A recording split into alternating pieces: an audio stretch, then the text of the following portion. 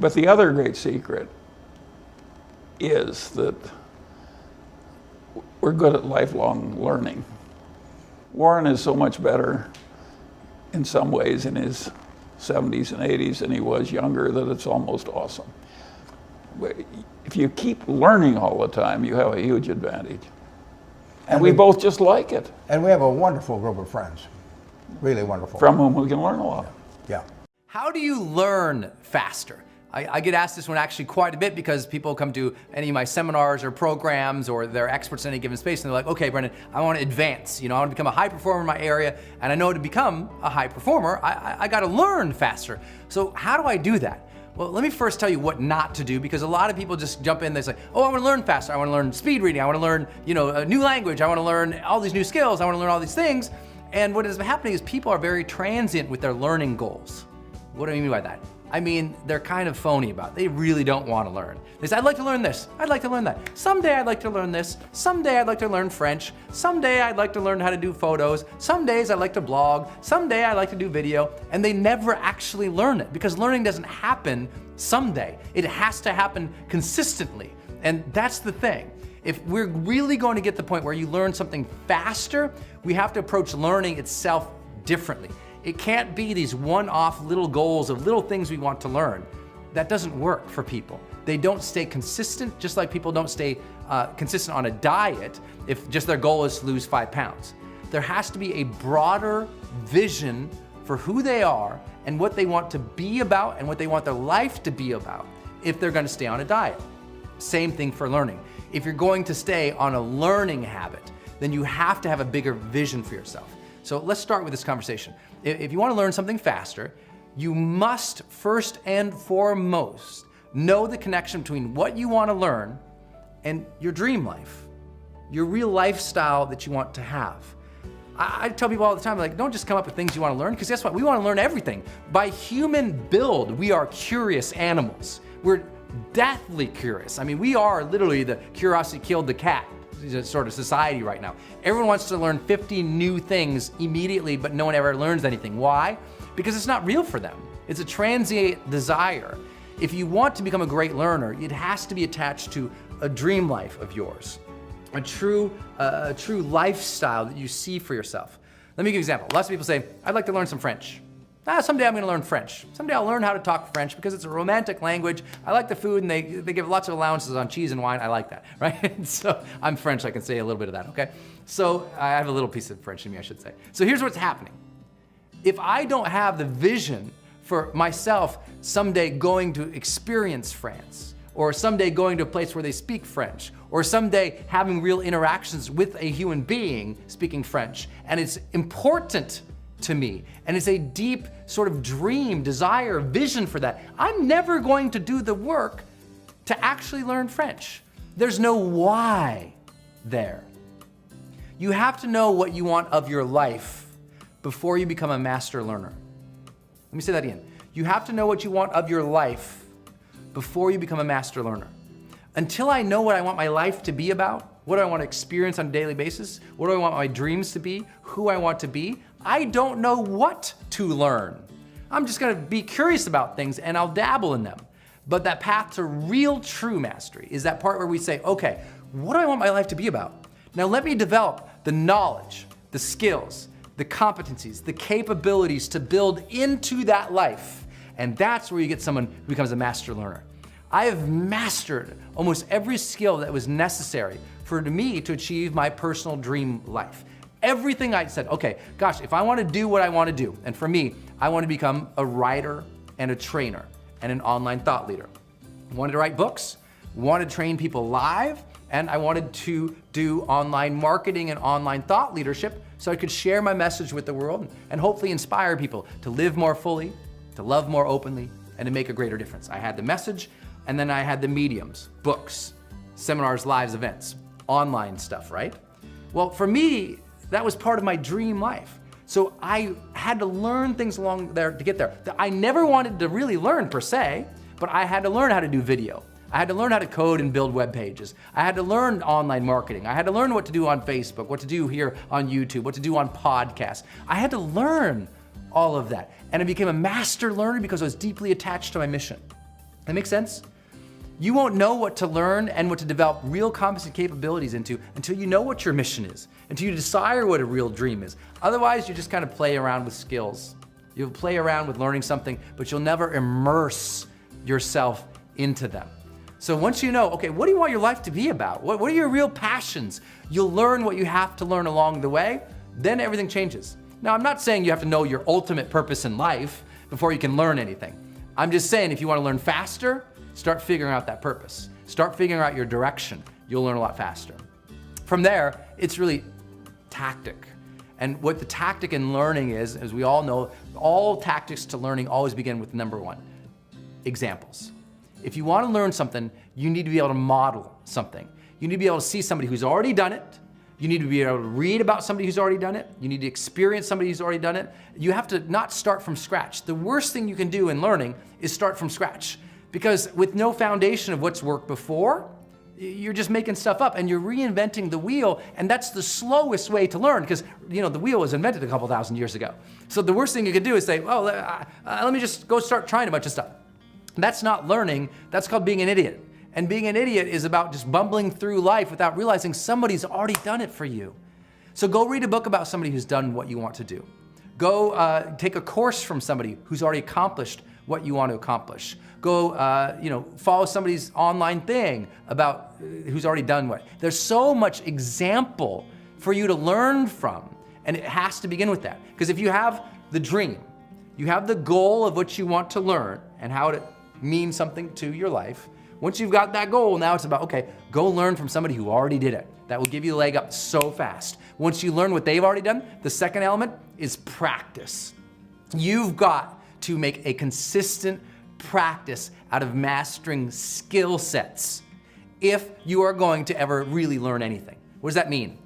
I mean daily exposure and immersion into what it is you're trying to learn. Daily. If you're gonna try to learn piano, you're not gonna learn it, going to piano class once a month. If you want to learn French, you're not gonna learn it, talking to somebody who speaks French once a month or even once a week. It has to be more than that. If you want to learn something, you have to deeply immerse in it over a long period of time. It can't be a weekend event or seminar. It can't be a one-time course. It has to be something you get into. For me, personal development, I read a book a week on personal development, and I've done it for 17 years straight. Never missed a week, even when I was in the hospital. It was a dedication to me. I was gonna learn it. I was gonna master my life. I was gonna learn to master my mind, master my relationships, master my finances, master my health. It was so important to me that I made it a daily reality. I read every single day something that can further my personal growth, every day, and I never miss. But I do that same thing with everything else I get into. Any skill I wanna learn. When I wanted to learn video, man, I immersed myself in learning how to use the cameras and learning the lights and I was doing it by myself first before we had Mr. Shields here rocking it. I was just by myself. And I had to learn those things. I had to learn when I wanted to do web pages, every day I was building, trying to do something. When I want to learn coding, every day, learning, trying. Online marketing, every day. And if you're somebody's like, Brendan, I can't give every day to learning something, great. And then you're giving every day to the steady decline of your competencies. Don't tell me that you can't take something every day to learn and grow. If you don't feel like you can take some time every day to learn and grow, then you're mismanaging your life. And somebody's got to say that to you. You probably already know it, so I'm not trying to be flippant, I'm just being real. If you're not taking some time every day to learn something, I don't know that you're ever going to develop mastery in anything. And if you don't ever develop some level of mastery in something, you'll never become the most influential in what you do or the highest paid in what you do or really have a connection to it where it feels like it's art and it's part of you. And I think that what's lacking for a lot of people right now is they have a disconnection or a disassociation from any sense of mastery in their life. Because if we're not mastering something and working towards getting better at something, then we're never ever going to sense progress. And if we never ever sense progress, we'll never ever sense that deep sense of satisfaction, fulfillment, joy, happiness that comes from being excellent at something. So you have to practice something and something constantly. at some level every day, if you check into it or you look at it or you read it, or even if it's just following somebody who is doing it and you read their tweets every day or their Facebook every day, or you read a segment or a book or an article on it every day, whatever it is, make it a daily practice of constancy that lasts over a long period of time, and people go, wow, how'd you get so good at this? And you'll tell them, I worked at it every day. That's why. There's no mystery. I got good at it because I did it every day. I got good at these videos because I do them all the time. I mean, it's natural for me. I don't have a script here. I'm just talking with you. And I can do that because I've done it so much. So I'm sharing with you, it's immersion and constancy in a practice, a habit of learning that very thing that you have a goal for and a dream life for, that will take it another level. And then that next element down is feedback. Getting feedback immediately from somebody. You want to become a world-class sports person? You need a coach. You want to become a world-class person at whatever you're doing? You need somebody to look at it and give you feedback. Maybe it's a mentor who gives you feedback on your presentations or your art. Maybe it's a friend of yours who has a discriminating eye, who can look at things and give good, valuable, constructive feedback. And you say, hey, before I send this out, could you guys look at this? All right? It's about getting feedback from even, it could be your friend, your family, your spouse, your lover, somebody who can look at what you're going to contribute to the world first and say, I like this, I don't like this. Now, lots of people will judge, and there's some things that can destroy learning, and that is when people are so brutal in their feedback or their judgment about something that it stops your learning. Your goal in getting feedback is to never stop the learning. Take the feedback for whatever value it is. If it came from a dark place and a mean person, don't listen to it. There's nothing relevant there. It's from the wrong space. But if it's somebody who loves, somebody you know, like, and trust, and it's delivered in a way that you didn't like, well, you're listening for the value in which you can improve something, not listening for how do you feel, right? Lots of people say to me things all the time. Very brutal feedback I'll get on YouTube sometimes. Just people saying horrific, mean things about me or my life or my business or whatever. They'll make stuff up. But I don't listen to that. I see it, but it means nothing to me. And it shouldn't mean anything to you either when people are harsh for you and they don't know you. But if someone does know your heart and they do know who you are and they give you feedback, but you don't like the way that it was delivered, or you feel that they were too confrontative or rude, I don't need you to listen to the emotion of what they're delivering, and I don't need you to feel what it feels like. I wonder, is the content of what they are saying relevant or capable of improving your learning and your mastery there? If it is, you got to take the content for what it's worth. Find the nugget of wisdom they gave you, even if it was wrapped in a big turd. And you can quote me on that one, right? There's probably something there that you can say, oh, right, that is relevant. And if I applied that, I could probably get better. And so that's vital. So you know these things, right? You have to have your dream. Like, what is the dream you're working towards? What is your passion, your purpose, your vitality, that legend you're working towards, that thing you want to contribute? What is it? Then go, what would I have to learn to get there? Because you'll be passionate about learning those things because you know they bring you directly to your dream. Then within each learning element, what's your goal there? What do you really want to learn? Then get examples. Then practice it. Then get feedback. And the last piece is have a deadline. How fast do you need to learn that? How fast do you need to master that? Is that something you're gonna master this month, this year, this next decade?